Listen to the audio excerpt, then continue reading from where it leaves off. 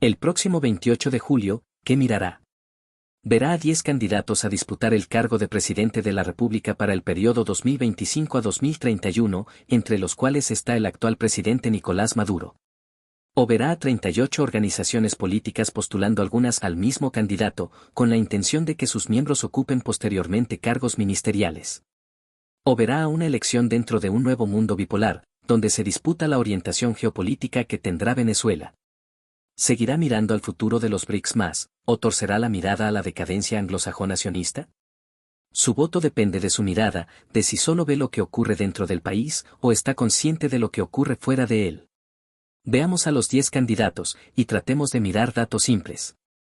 Candidatos con experiencia en funciones dentro del Poder Ejecutivo: Nicolás Maduro, presidente; Luis Eduardo Martínez, exgobernador; Claudio Fermín, exalcalde y exviceministro; Daniel Ceballos, exalcalde; y Edmundo González, exembajador, por lo tanto subordinado al Ministerio de Relaciones Exteriores.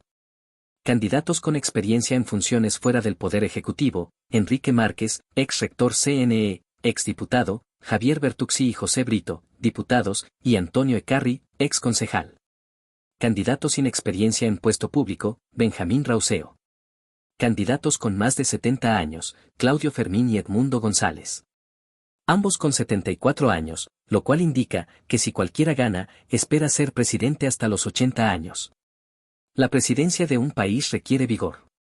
Candidatos con menos de 50 años, Daniel Ceballos. Con 40 años, le falta experiencias de vida. Posturas ideológicas, según lo que cada uno declara. Nicolás Maduro, socialismo del siglo XXI, latinoamericanismo, tercermundismo, antiimperialismo, anticapitalismo, bolivarianismo, chavismo, izquierda. Eduardo Martínez, nacionalismo de izquierda, progresismo, sindicalismo, socialdemocracia, centroizquierda. José Brito, humanismo, progresismo, democracia liberal, centroizquierda. Claudio Fermín, socialdemocracia, pluralismo, tercera vía, patriotismo, antichavismo, centro. Edmundo González, antichavismo, centro. Antonio Eccarri, ordoliberalismo, centro. Daniel Ceballos, progresismo, socialdemocracia, centro. Javier Bertucci, democracia cristiana, centro. Benjamín Rauseo, nacionalismo, paleoconservadurismo, liberalismo económico, derecha. Enrique Márquez, no le conseguí opiniones o postulados. Si me preguntan, creo que hay unos cuantos que dicen ser de centro, pero en realidad son de derecha. La derecha disfrazada de centro. Ahora miremos un panorama más amplio. Aparte de la persona, hay un partido o grupo de partidos que apoya a cada candidato. De las 38 organizaciones, hay unas que quiero destacar, porque de sus filas salen, según los acuerdos políticos y los votos conseguidos por cada grupo, los futuros ministros. Supongamos que de las personas que votan por Nicolás Maduro, el 40% lo hacen por el SUV, el 35% por Tupamaros, y etc., entonces, el 40% del futuro gabinete ministerial deberían ser miembros del SUV, 35% de Tupamaros, y así sucesivamente. Miremos algunos partidos políticos, los ordeno según los resultados de la votación de las elecciones parlamentarias de Venezuela de 2020. Partido Socialista Unido de Venezuela, es un partido político de izquierda de ideología socialista, anticapitalista, antiimperialista e internacionalista, que toma como principios la obra de Simón Bolívar, el socialismo científico y la teología de la liberación. Apoya a Nicolás Maduro. Patria para Todos es un partido ubicado en la izquierda heterodoxa que aboga por el socialismo libertario, se originó de la escisión de un grupo de la causa radical. Apoya a Nicolás Maduro. Acción Democrática es un partido político de tendencia socialdemócrata. La dirección del partido se encuentra disputada entre Henry Ramos Ayub y José Bernabé Gutiérrez, desde 2020. Una parte del partido apoya a Eduardo Martínez y la otra a Edmundo González. Tupamaro es una organización de tendencia comunista. Actualmente el partido se encuentra en una junta tras una intervención realizada por el Tribunal Supremo de Justicia. Apoya a Nicolás Maduro. Movimiento Somos Venezuela es un movimiento social y partido político socialista y antiimperialista por iniciativa de Nicolás Maduro. Es resultado de la transformación del Partido Nuevo Camino Revolucionario. Apoya a Nicolás Maduro. Podemos, acrónimo de Por la Democracia Social, es un partido político con tendencia socialdemócrata, surgido de la escisión del movimiento al socialismo. Apoya a Nicolás Maduro. Esperanza por el Cambio es un partido que se define como un partido doctrinario e ideológico que basa sus acciones en principios y valores de la democracia cristiana. Apoya a Javier Bertuzzi. El movimiento político Alianza para el Cambio es un partido político, que ideológicamente se define como socialdemócrata con fuertes corrientes chavistas, se ubica en la centroizquierda del espectro político. Apoya a Nicolás Maduro. Movimiento Electoral del Pueblo, Partido Socialista de Venezuela es un partido político de izquierda. Se fundamenta en las doctrinas de la democracia socialista, revolucionaria y nacionalista. Apoya a Nicolás Maduro. El Comité de Organización Política Electoral Independiente, conocido también por su eslogan Partido Social Cristiano COPEI, es un partido político, fundado en 1946, enmarcado dentro de la tendencia ideológica como partido de centroderecha democrática y humanismo cristiano, siendo aconfesional. El partido se encuentra dividido en dos sectores desde el 2015. Una parte del partido apoya a Eduardo Martínez y la otra a Edmundo González. De los 10 candidatos, solo 4 están respaldados por maquinarias electorales consolidadas: Nicolás Maduro, Eduardo Martínez, Edmundo González y Javier Bertuzzi. Si la elección fuera de interés solamente nacional, pues con analizar a los candidatos y la vitalidad de las maquinarias electorales detrás de ellos, sería suficiente para entender una elección. Pero hay intereses externos, y ellos actúan sobre las elecciones. Hay acciones descubiertas y acciones encubiertas de actores externos en las elecciones venezolanas. Los grandes poderes mundiales sueñan con colocar a un actor favorable a sus intereses en una de las principales reservas de petróleo del planeta. Y las redes sociales son manipulables. Hay 10 candidatos, y en torno a ellos hay 38 agrupaciones políticas. Cada venezolano debe emitir un voto, y con ese único voto, no solo elige o reelige a un presidente, no solo decide de cuál agrupación política saldrán los ministros y colaboradores de ese presidente, sino que elegirá el rumbo geopolítico del país. Vivimos en un nuevo mundo bipolar, donde se enfrenta una esfera liderizada por los Estados Unidos de América a otra emergente liderizada por la República Popular de China. En la esfera de Estados Unidos encontramos una estructura militar, OTAN, estructuras financieras, FMI Banco Mundial, y una estructura política, G7.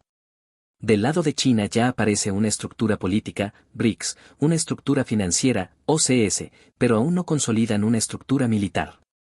Detallemos más a fondo cada organización, empezando con las estructuras anglo-occidentales. El Banco Mundial es una organización multinacional especializada en finanzas y asistencia. Su propósito declarado es reducir la pobreza mediante préstamos de bajo interés, créditos sin intereses a nivel bancario y apoyos económicos a las naciones en desarrollo. Está integrado por 189 países miembros. Fue creado en 1944 como parte de los acuerdos de Bretton Woods. Tiene su sede en la ciudad de Washington, D.C., Estados Unidos. El Fondo Monetario Internacional es una organización financiera internacional de las Naciones Unidas con sede en Washington, D.C., Estados Unidos. Nació en 1944 en los acuerdos de Bretton Woods, en una reunión de 730 delegados de 44 países aliados de la Segunda Guerra Mundial, entrando en vigor oficialmente en 1945 con 29 países miembros con el objetivo de reconstruir el sistema monetario internacional. Después de 1976 y de la desaparición del sistema de cambio fijo, el FMI toma un papel preponderante en el otorgamiento de créditos a los estados a cambio de que estos implementen sus recomendaciones. La Organización del Tratado del Atlántico Norte, también conocida como la Alianza Atlántica, es una alianza militar internacional que se rige por el Tratado del Atlántico Norte o Tratado de Washington, firmado en 1949. La organización constituye un sistema de defensa colectiva, en el cual los estados integrantes acordaron defender a cualquiera de sus miembros que sea atacado por una potencia externa. Tiene su sede en Bruselas, Bélgica.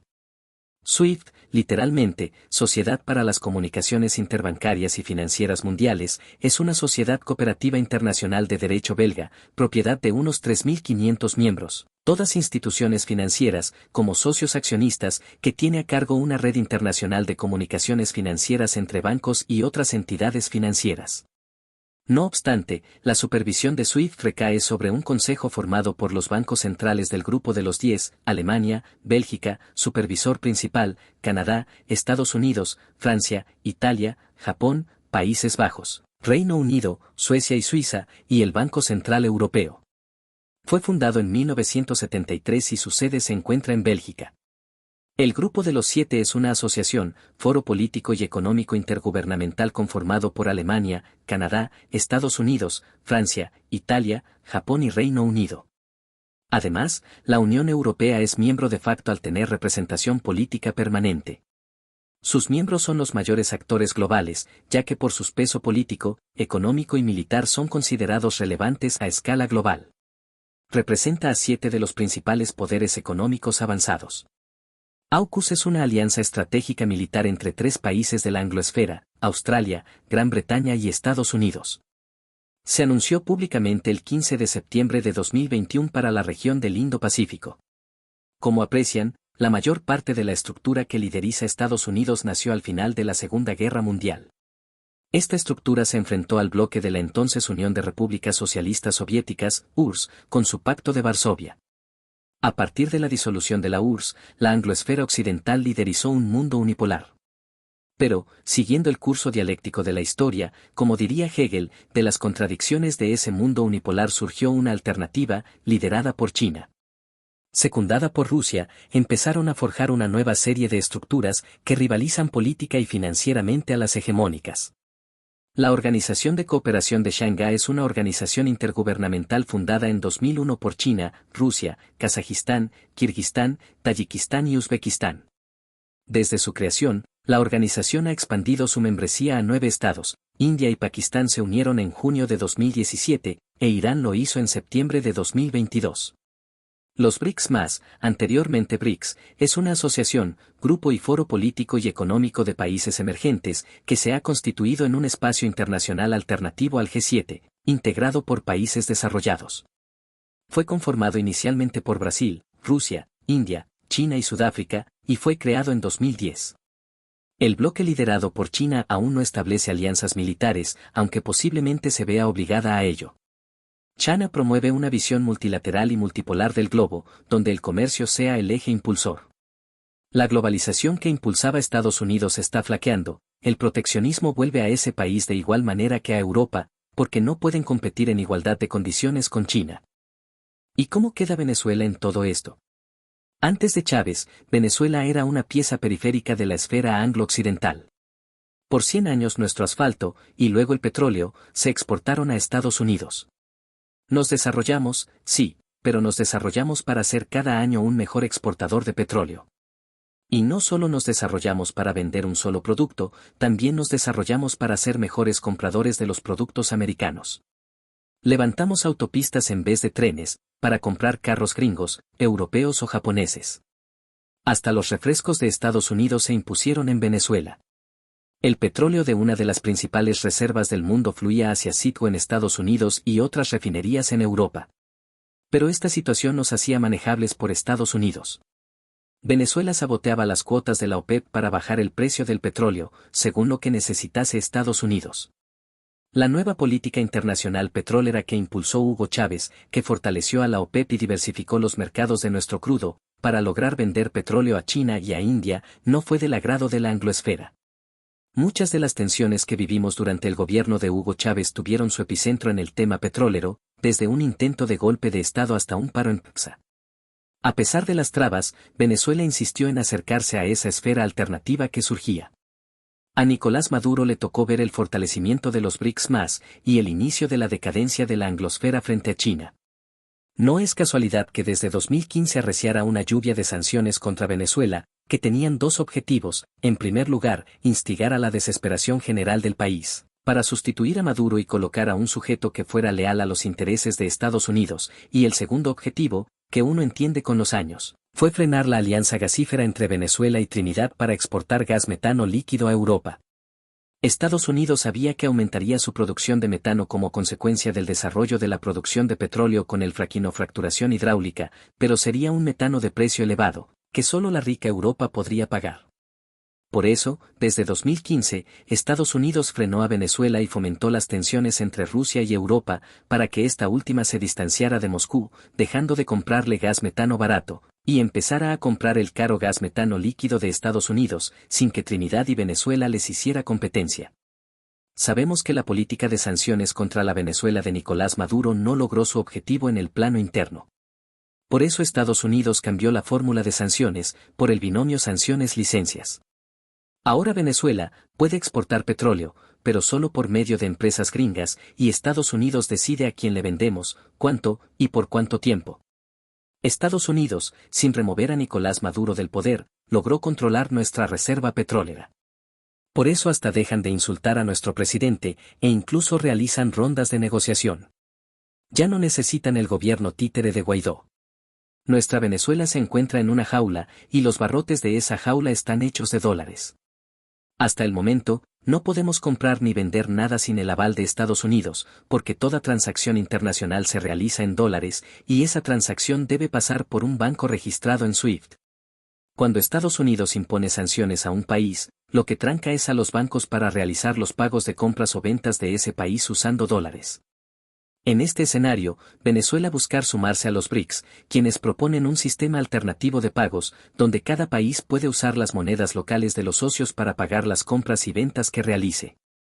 Así, si Venezuela ingresa, podrá comprar y vender en yuanes chinos, rublos rusos, o rupias indias, hasta pensar a volver a poner al bolívar venezolano en la escena mundial, como era antes del acuerdo petrodólar entre Estados Unidos y Arabia Saudita hace 50 años. En la elección de este 28 de julio, podemos decidir entre seguir camino a los BRICS o regresar a un eje decadente. Los grandes actores ya mueven piezas. De los 10 candidatos en la próxima elección, Nicolás Maduro representa el camino hacia los BRICS, lo cual luce muy probable.